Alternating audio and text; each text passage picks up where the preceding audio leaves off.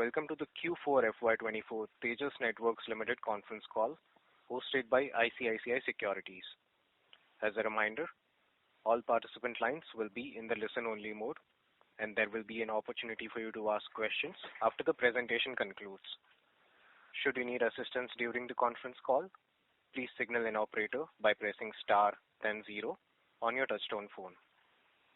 Please note that this conference is being recorded. I now hand the conference over to Mr. Ashvik Jain from ICICI Securities. Thank you, and over to you, sir. Thank you, Sagar. Good evening, everyone. Thank you for joining on Tejas Network Limited Q4 FY24 result conference call. We have Tejas Network Management on call, represented by Mr. Anand Athreya, CEO and Managing Director, Mr. Arnab Roy, Chief Operating Officer and Whole-Time Director, Mr. Sumit Dhingra, Chief Financial Officer, and Dr. Kumar N. Sivarajan, Chief Technological Officer. I would like to invite Mr. Anand sir to initiate with opening remarks, post which we will have earning presentation and Q&A session. Over to you, sir. Thanks, Ashvik. Welcome to Q4 FY24 Tejas earnings call. Good evening. My name is Anand Athreya. I'm the CEO and MD of Tejas Networks, and I have Arnab Roy, who is the founder and COO, Dr. Kumar Sivarajan, who is the founder and CTO, and Sumit Dhingra, who is our CFO. I'm happy to inform that Tejas had the best ever quarter and the best ever year in its history, and a profitable one too. Over the last year, Tejas has been insanely focused, and we've been executing ruthlessly on major projects such as BSNL 4G, PAN, and many other projects. What we have witnessed in this recent quarter is growth in all segments, and we have also secured the supply chain. So I'm very pleased, having completed 1 year at Tejas. I'm very pleased with the progress that we have made. And I'll hand over to Arnab Roy to go over other details. Thank you. Thanks, Anand. I'll take you through our quarterly presentation that we have uploaded, which has 2 sections. Results of Q4 and giving some color and details to it, as well as a refresh of our products and technologies and the outlook for the future. So the first update is about Q4. As Anand mentioned, we ended the year on a very strong note, a very strong revenue growth. We scaled our business to achieve profitability, and then we ended the year with a strong order book for execution in FY25 and beyond. So for the quarter, we had a net revenue of 1,327 crores, which is a significant jump over year, and a profit after tax of 147 crores.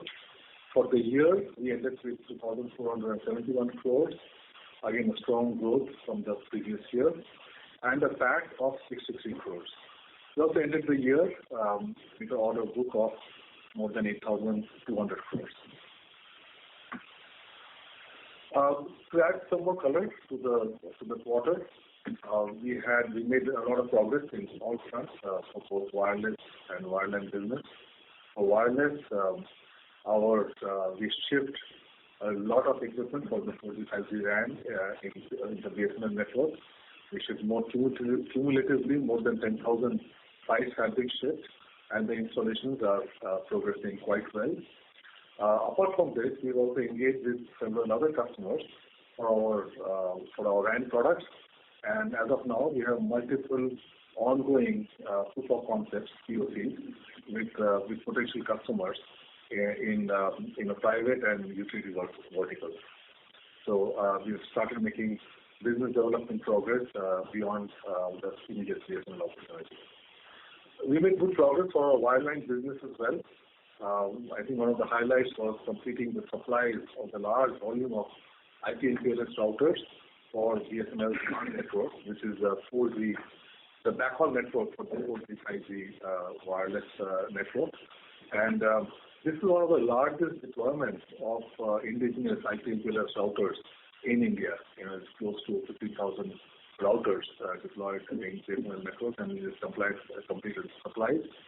and the installation, commissioning, and deployment is going on as we speak.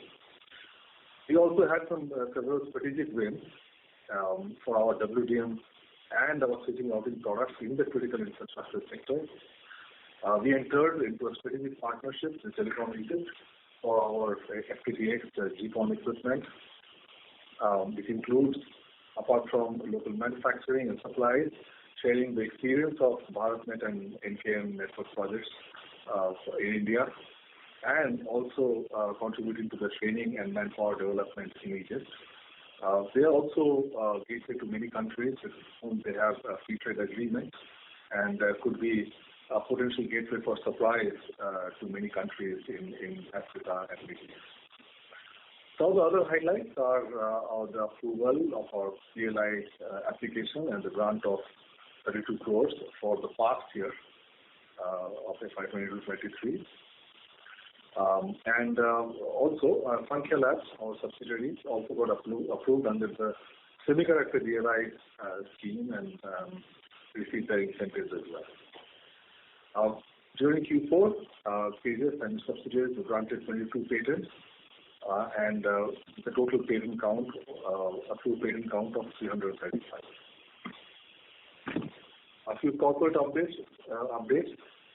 We received the Voice and Data Excellence Award in the Make in India category for our carrier router portfolio, which are basically the IP and PLS products that we shipped to BSNL for this SMART network. We are also starting to get recognized globally as key vendors for our products and for our wireless products in the Gartner. The very respectable industry analysts, they recognize us as a representative vendor in their Open RAN, vRAN market report. And Omdia, which is a leading analyst in the wireline space, they also recognized us in the FTTX report as an established GPON vendor in the rest of Asia and Oceania markets. Apart from that, our merger process with Concall is progressing well, and the resolution was approved by the equity shareholders and the unsecured creditors of the company. And after the voting that was conducted as per NCLT directions, and we expect the next few steps to get completed over the next couple of quarters for a formal closure of the merger. So I was, myself, Arnav Roy, was reappointed as the Executive Director and COO. Mr. Bhave, who has been a director for many years, he retired as a non-executive independent director on the completion of his tenure. And Mr. Lakshminarayan also resigned as a non-executive, non-independent director to spend time for his professional commitments. So color on the revenue profile for FY24. This is on the right-hand side. As you can see, the Indian government was 36% of the overall business. Indian private was 64%. India government was 36%, and international was 10% of our revenues. And this is an area where we are focusing a lot in terms of growth for our international business. And I'd like to definitely remind you that the shipments that are happening for BSNL 4G are being categorized as international private, India private, because our immediate customer is TCS, which is a private entity. And just to reiterate, we had a strong closing backlog of 8,200 crores, of which a substantial part was India at 7,900 crores, and the international was 262 crores.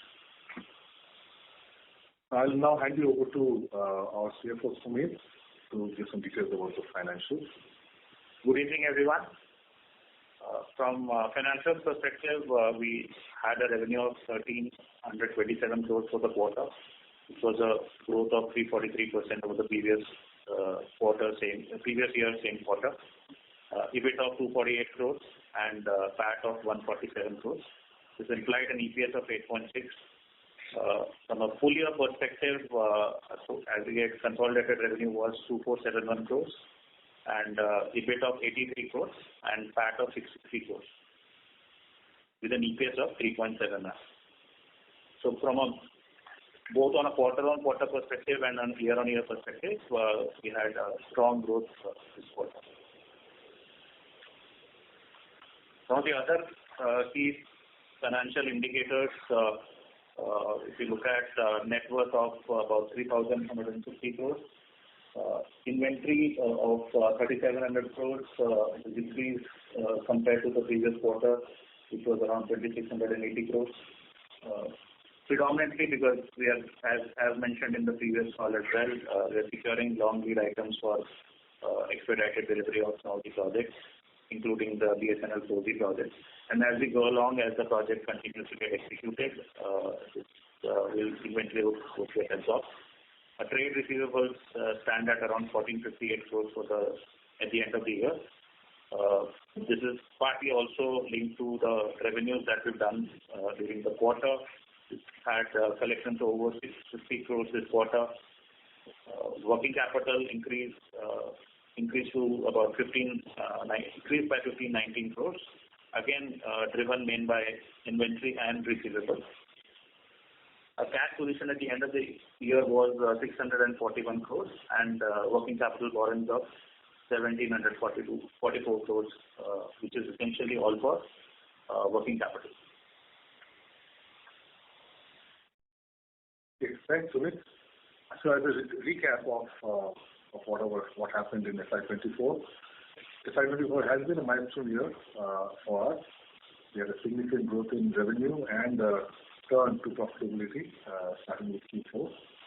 We had growth in all product segments, led by wireless and all the different product segments in wireline as well. We had a successful entry into two new large product technology segments with high growth, the 4G 5G RAN and the service provider switching routing market. And we entered this market with large projects in hand, which we are executing successfully. We are executing the largest ever network built in India with indigenous technology in 4G 5G RAN, routers, as well as satellite transponders, which we talked about last quarter for the BTS project that is getting executed by Concall. We demonstrated our ability to scale manufacturing by executing shipments in record time. We finished the March shipment of 50,000 routers in literally 3 months. And we made significant investments for enabling future growth. We grew our headcount by 42%, mainly in R&D, manufacturing, sales, and support.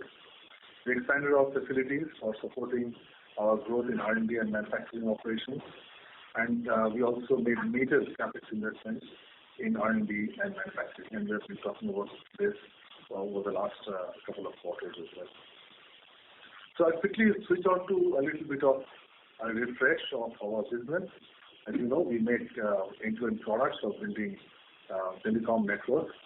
And we have an entire range of products, starting with, on the left-hand side, the wireless and wireline access in the wireless 4G, 5G radios, and wireline access in GPON, XGS-PON equipment, and also Ethernet and IP/MPLS customer premise equipment for enterprise services.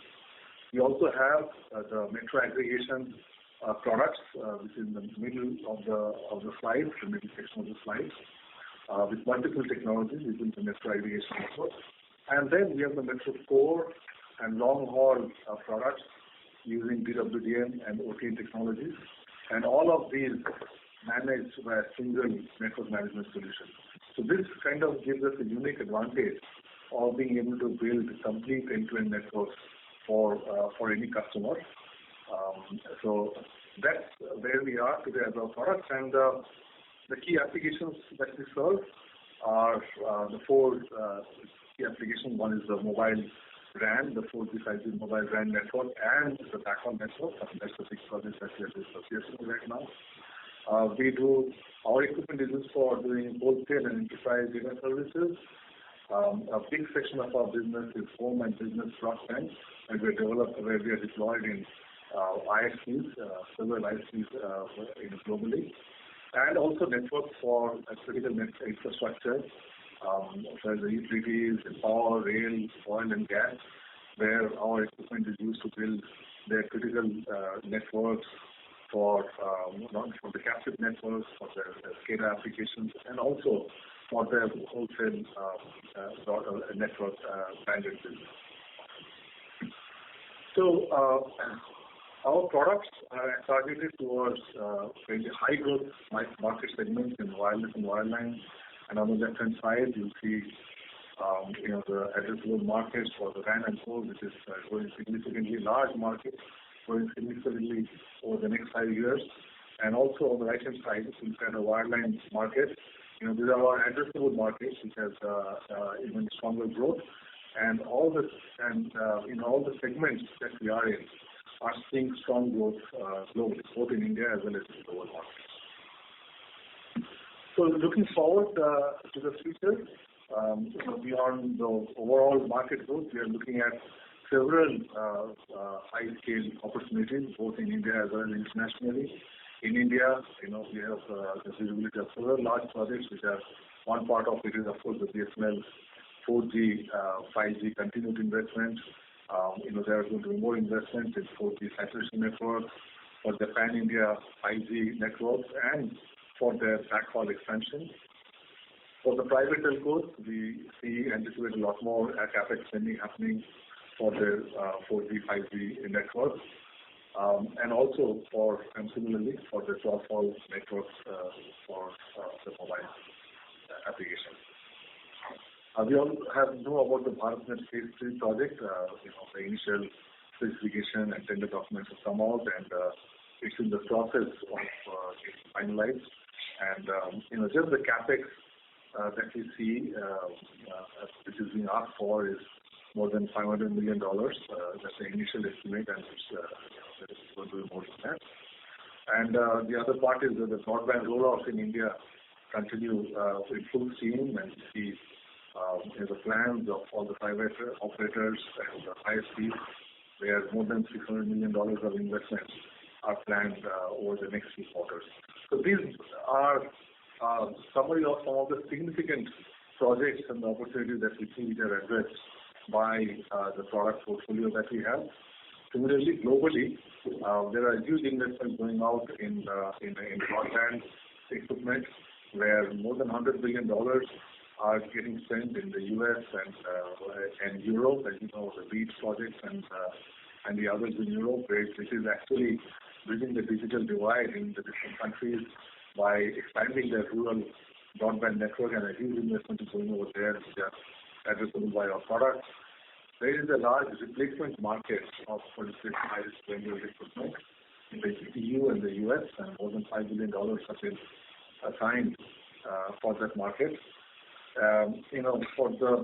In some of the emerging economies in Africa and Asia, we see a lot of investments which are planned for the expanding 4G, 5G networks, which are basically where the deployment is initially starting right now and peaking at this time, and we see that as an opportunity to grow in this market.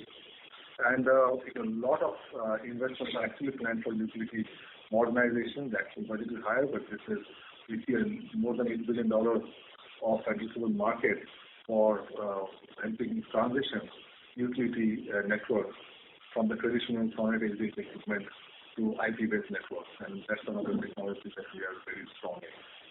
So, in summary, I give you a picture of FY24 and our outlook for the next few years and our continued investments. I'll stop over here and we'll open up the floor to Q&A. Thank you very much. We will now begin the question and answer session. Anyone who wishes to ask a question may press star and 1 on their touchtone phone. If you wish to remove yourself from the question queue, you may press star and 2. Participants are requested to use handsets only while asking a question. Ladies and gentlemen, we will wait for a moment while the question queue assembles.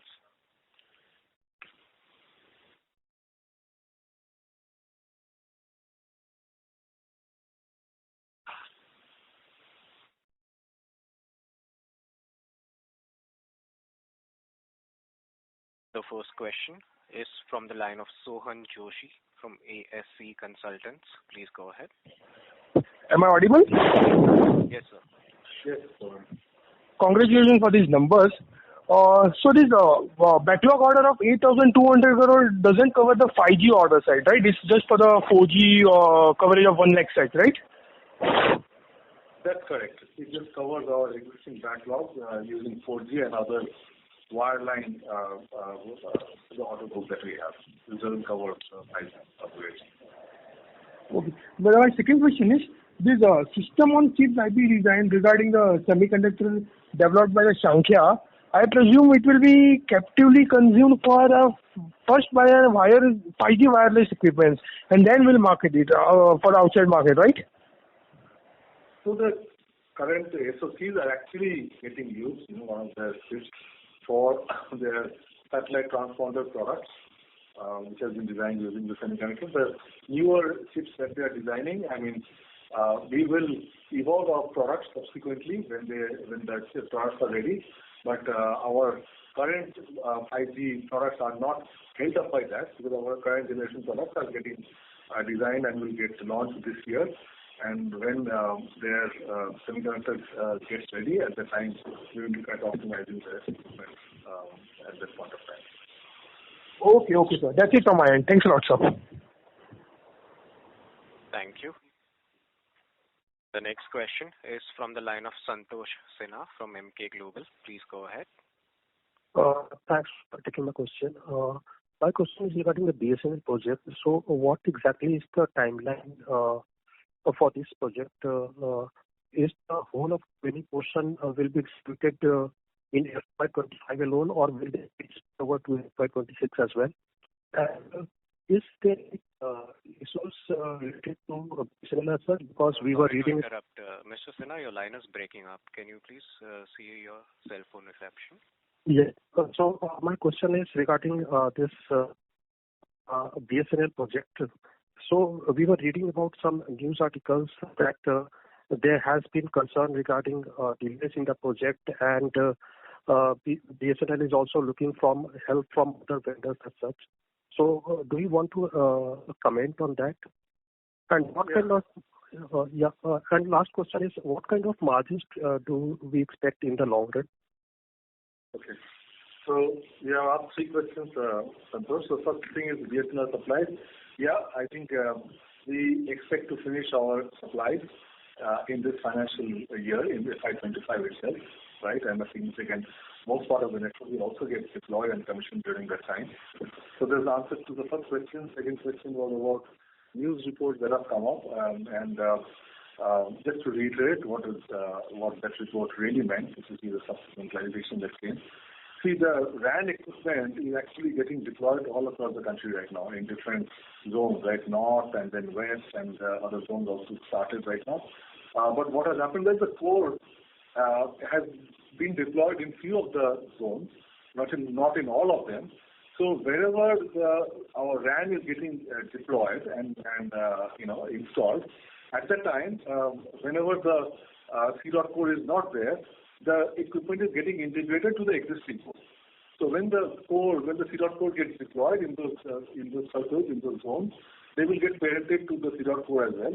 So this is just a temporary situation where the RAN is deployed, and in that zone the core is not available. So it is getting integrated with the existing core in the network. So that is all that the report has meant. Okay.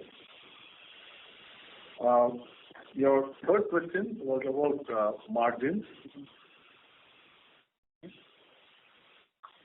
Yeah. So, as you've seen, our margins have, actually grown over the last quarter.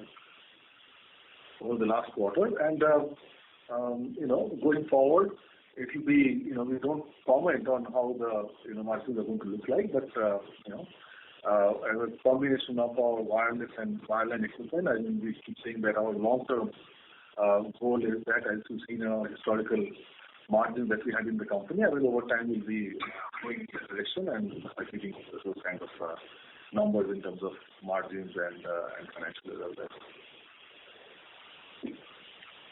Thank you. Thanks for the question. Just two more questions. After that, I will follow with you.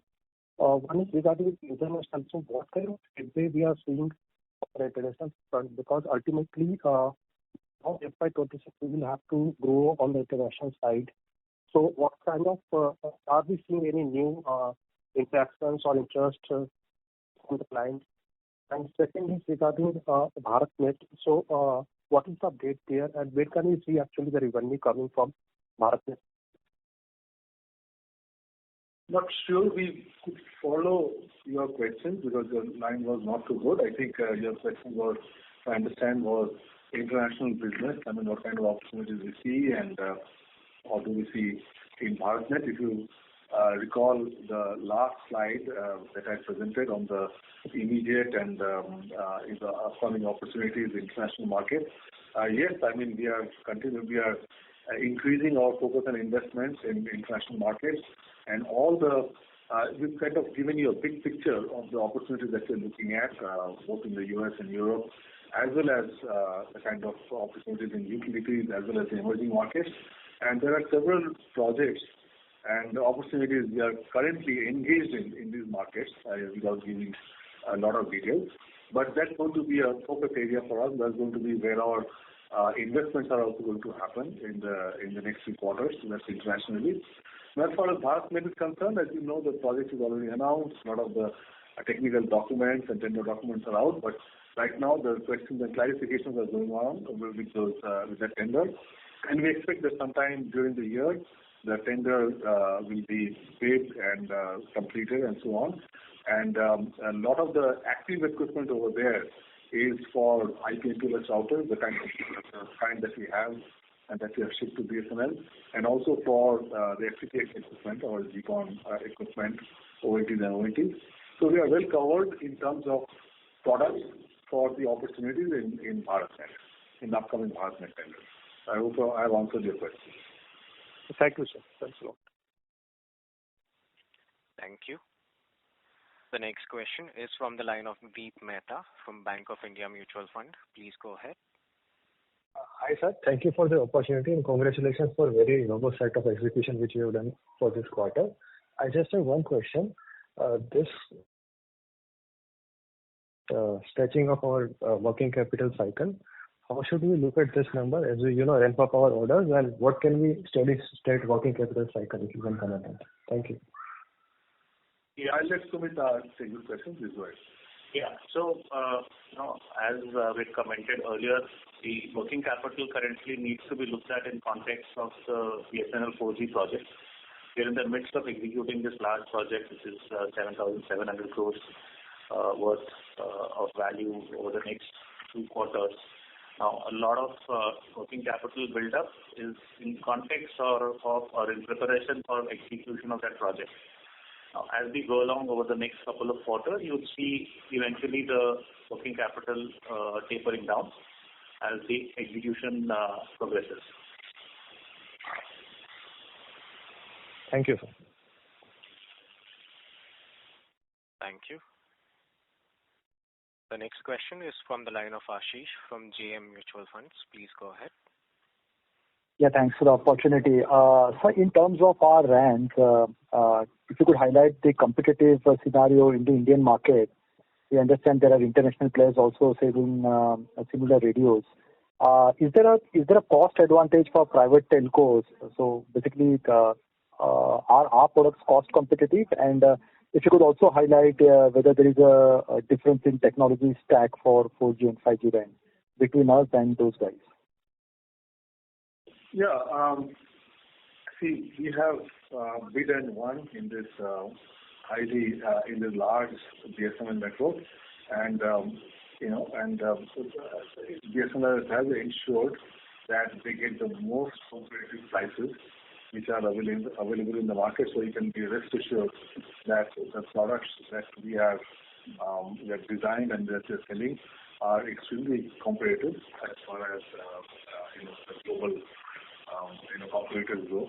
So that's one part from a cost competitiveness. The other part you said about technological differentiators. Yes, any product that we make are always made with several technological differentiators, and I'll let Kumar, our CTO, talk about that. One of the important differentiators we have is that we integrate optical transport into the wireless, which almost no one else is doing in the industry, and that's the key differentiator. We also have the ability to integrate other forms of optical access into the same products, what we call universal converged broadband. So that's so that this integration actually helps bring down the total cost of ownership of the wireless operators by doing multiple technology integration into our RAN equipment. So they save a lot of money in buying and building the backhaul equipment, and as well as it gives them a platform for launching other services apart from the mobile services, which is like help them address all the the home and the enterprise broadband opportunities in and around the area where they are installed. So this is one of the key differentiators, and customer really appreciates this and is leveraging this technological advantage as well. Yeah, this is helpful. Secondly, on these private telcos, so apart from BSNL, obviously, as far as the private telcos are concerned, is there an opportunity for us? Obviously, you have mentioned on the slide that more than $3 billion of capex will be rolled out. In terms of opportunity size, and are we in discussion with some of the bigger private telcos as far as these radios are concerned? So as I mentioned in the earlier slides, that we are actually engaged in a few opportunities of the telcos and some of the critical infrastructure sector. And as we speak, without to name them, we are into multiple POCs where our radios are actually deployed and undergoing trials. So yes, even beyond this, there are multiple opportunities where we have started engaging with other customers, and they are all in India, and we hope to actually line up some opportunities internationally as well. Okay, fair enough. So, and lastly, do we have sufficient manufacturing capacity on our side? And to that extent, would you say that the borrowings would not increase from current levels or would stay at current levels? So, of course, the manufacturing capacity has been built, and that's where the investments have been happening over the last few quarters. And now we have established a scale where we can execute a project of this size within the timelines that are expected, and these are very aggressive, right? So we have to invest in that kind of manufacturing capacity. So that is there. And I think your question was about the working capital going forward. See, a lot of the working capital, so one part is the investment in manufacturing for scaling it up, but a lot of the working capital is in procurement of components which go into these manufacturing lines, and that is a temporary phenomena for executing these large projects where we have inventory, they're getting converted into the finished products, and they will get shipped out, and that's where we are getting our collections in as well, and that's where the working capital cycle will go through and go down over time. Yeah, this is very helpful. Thank you so much. Thank you. The next question is from the line of Pavnish from Hridaya Cars. Please go ahead. Sir, good evening. Thank you for giving me an opportunity. Am I audible? Yes, you are, Pavnish. Yes. Sir, I just wanted to make a request that if we could release our results a bit early, because today the conference call was scheduled at 7 and results were declared at 7:10. So didn't get much time to, analyze the presentation and ask the question. Otherwise, my questions have mostly been covered by other analysts. Just this request. Sure. Yeah. This was the first for us, but yes, definitely we'll do it at next time. Thank you so much, sir. Thank you. Thank you. The next question is from the line of Pratap Maliwal from Mount Intra Finance. Please go ahead. Hello, am I audible? Yes, Pratap, you're audible. Thank you. Yeah, thanks for taking my questions and congrats on a great set of numbers. So I just wanted to confirm that I was seeing in the presentation that we cumulatively ship equipment for about 10,000 plus sites on the wireless business. So just to confirm, the overall order was for about 100,000 sites. So we'll be executing the remaining 90 in the next 3 or 4 quarters going ahead. Is that correct? That's correct. Okay. Thank you. And just one more thing. We've had an improvement in profitability as well this quarter. So last quarter we had seen that the low margin parts of the network equipment were deployed more, and that had consequently affected our profitability a little bit. So has that actually been compensated for this quarter? And going ahead, can we expect this improvement to sustain now that the low margin parts are out? So, yeah, your observation is right. I mean, we mentioned that last quarter, and that's correct. I think this quarter we shift the components of products which have not a higher margin, and that's what is showing in our overall margins, kind of a thing. So going forward, I think the blended margin. As I said, we don't comment on future margins, kind of thing, but you can see the trend out there, and as you said, our margin, the blend of wireless and wireline products. So yeah, the trajectory is there, and it will depend on the combination of products that we ship. Okay, so we do expect to hopefully maintain the improvement going forward as well? We don't give guidance on that. Okay, sure. Thank you for taking my questions, and congrats on a great set of numbers. Thank you, Prasad. Thank you, sir. Thank you. The next question is from the line of Hiren Kumar Thakural Desai, who's an individual investor. Please go ahead. Yeah. I have just one question. Do we have an estimate of what PLI incentives we may receive for FY25? The PLI estimates for the year are dependent on the revenues that we do for the year. FY25, since we don't give any guidance on the revenue, will be difficult to give you that estimate. Okay.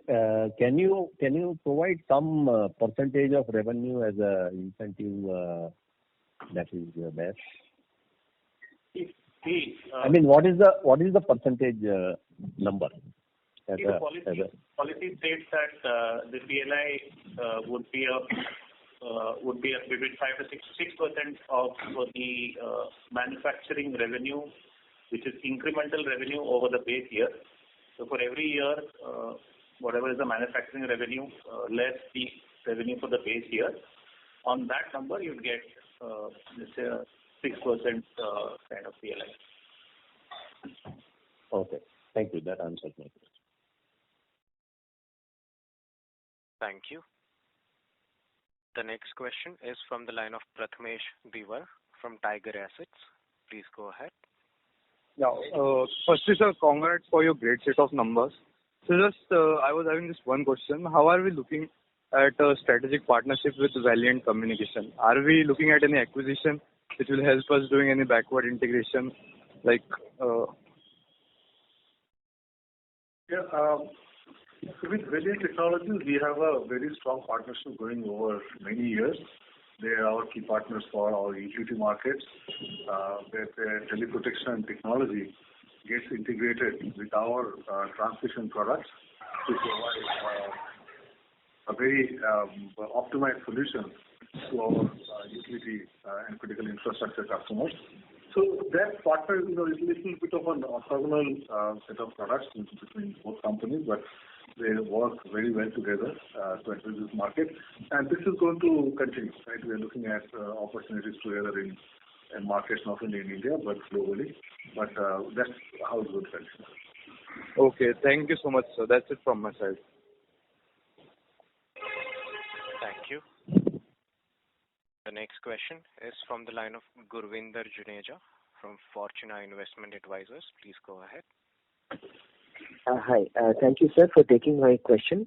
I have my first question is about getting some clarity on this proof of concept you're doing on the utility side. What does that mean? Is that including any work with Valiant? And second question is, I probably misunderstood or didn't understand the split of revenue you gave between India government and India private. What gets classified as India government revenue and what gets classified as India private? I just wanted some clarification. I missed that piece. Yeah. So first of all, the POCs that we are doing is on our wireless equipment, on our 4G, 5G RAN equipment. And this is not including variants. This is purely applications in wireless. Your second, so these are multiple networks where they are getting tried out as we speak for potential deployment.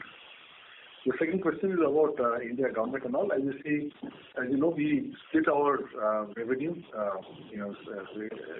revenue in terms of three sectors. One is the Indian government, which is mainly the public sector companies, the operators, the utility companies, BBNL, BSNL, and so on.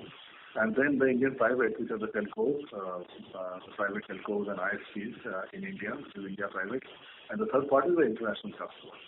So the clarification we gave was in India private in the last 2 quarters, our shipment to BSNL 4G is categorized as India private because they are actually our immediate customer is TCS and not BSNL. And we look at our immediate customer who we are shipping to kind of classify the business segment. So we just want to make sure that we understand that the India private numbers that we are showing, reporting, that includes the BSNL 4G 5G shipments. Thank you, sir. Thank you. Thank you. Our next question is from the line of Harshit from Wallfort PMS. Please go ahead. Hi, sir. Thank you for taking my question. Just wanted to get a sense on the kind of order book build-up that we can have going forward. Could you give some sense on that? We don't give guidance on future business. You have the order book and a kind of painted color of the opportunities in front of us, both in India as well as internationally. So I think that's the best that we can do, right? Talk about our products, talk about our current order book, and talk about the markets for these products and the immediate large opportunities that we see in front of us. I think that's the best we can do. So globally, sir, the kind of business that we do globally, how many competitors would be there, comparable competitors, if you can just put that kind of a number? So, well, if you look at it in India, the same, all the global vendors and our global competitors are actually do business in India, right? I mean, all the names that you know of. So internationally also, so we compete against them in India, and it's the same set of vendors that we compete against in the rest of the world. So there's no difference. I think it's the same competitive environment that you see in India that we see internationally. And so would you like to share how many tenders have we filled in, or what is the win ratio or something like that? Is that possible? Yeah, I think those are far more details for business, which unfortunately we cannot share, but I think bidding happens, keeps happening all the time, and we win some, we lose some kind of thing, but those are numbers that we really don't share in terms of how many bids and the win ratios and all this kind of thing. I mean, that's really confidential information in the company. Okay, sir. Not a problem. Thank you very much, sir. Thank you for taking my question. Thank you. Our next follow-up question is from the line of Hiren Kumar Thakurlal Desai, who's an individual investor. Please go ahead. Yeah, one more question was just regarding the inventory part of it, or you may just say the entire inventory cycle. The fact that we are dealing with TCS in a way,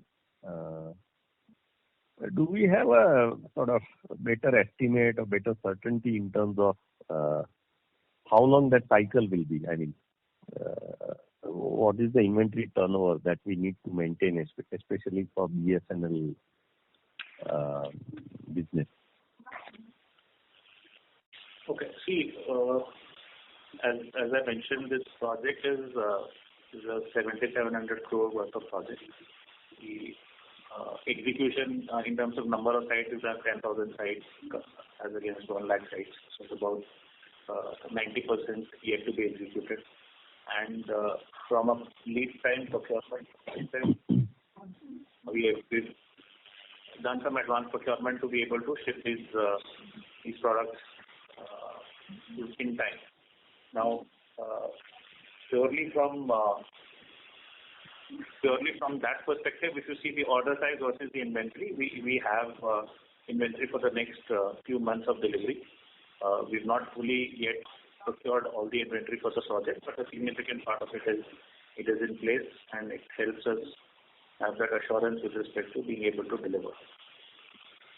On an overall basis, the operating cycle is less than 12 months from a working capital standpoint, but that would essentially, as we go along, it would ease off. So here, I think the inventory is basically the time cycle between the time we procure the components and we actually manufacture them and ship them out. So it's really not connected to TCS. It's connected to the cycle of manufacture and shipment to the warehouse, to TCS and regional warehouses. No, I understand. I mean, I'm assuming the context that payment from TCS will be fairly predictable. Yeah. So in that context, so payment wouldn't depend on. I mean, the inventory levels wouldn't depend on the payments. That is something that we have essentially what we procure from our vendors, and against that we would have payables in the books. And as we go along, as we ship and deliver the sites to TCS, then the payment cycle starts. Yeah, you just mentioned that we have built inventory for few months. Can you quantify few months? See, when I say few months, I was referring in context of the BSNL project execution. Yeah, that's what my question is. Over the next 2 to 3 quarters is what we're looking to execute this project, and the inventory that we have is a proportion of what we really need to execute that. There are some advanced actions that we've taken. So this inventory would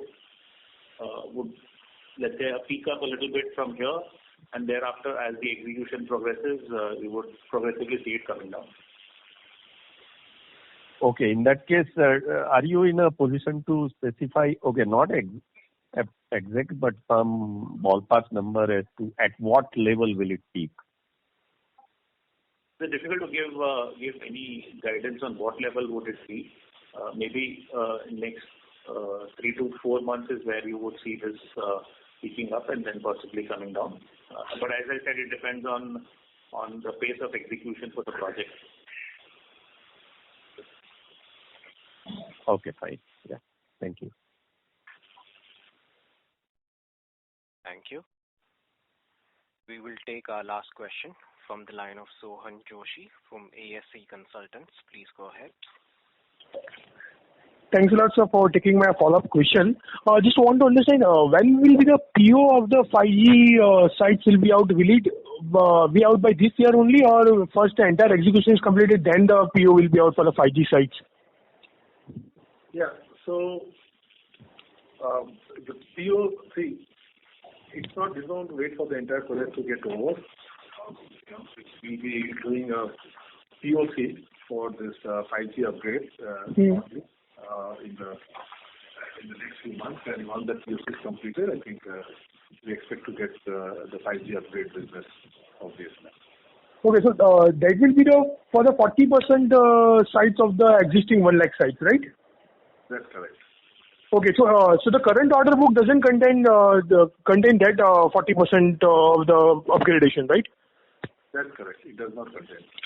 Okay, and then the maintenance will be PO will be out, which is for the next 7 years post 3 years. That's correct. Yes. Okay. Thanks a lot, sir. Thanks a lot. Thank you, sir. And wish you good luck for the upcoming quarter. Thank you. Thank you. Ladies and gentlemen, we would take that as a last question for today. I would now like to hand the conference over to Mr. Anand Athreya, sir, for closing comments. Thank you. So, as the FY24 closes, first I would like to thank our employees, customers, board members, investors and stockholders for your continued support. This has been a record year for us, and we will continue to stay focused and execute month over month and quarter over quarter to put Tejas on a world map. Again, wish you all the best, and thank you very much. Thank you. On behalf of ICICI Securities, that concludes this conference. Thank you for joining us. You may now disconnect your lines.